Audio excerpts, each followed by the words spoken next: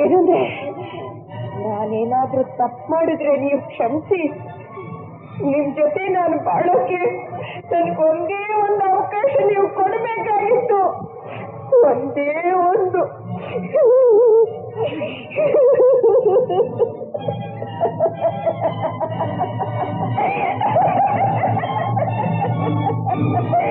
ಮೇಲೆ ಬಿದ್ದು ಸುಳ್ಳೆ ಮೂರ್ಖ ಸಿಗುತ್ತೆ.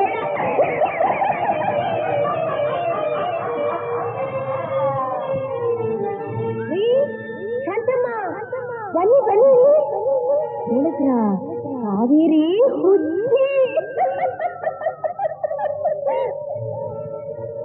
ಆಕೆ ಗಂಡ ಆಫೀಸಲ್ಲಿ ಕೆಲಸ ಮಾಡ್ತಿದ್ಯ ಅವನು ಇಟ್ಕೊಂಡ್ಬಿಟ್ಟಿದ್ದಾನಂತೆ ಕಣ್ರಿ. ಇನ್ನೇನ್ ಮಾಡ್ತಾನೆ ಹೆಂಡತಿ ಹುಚ್ಚಿ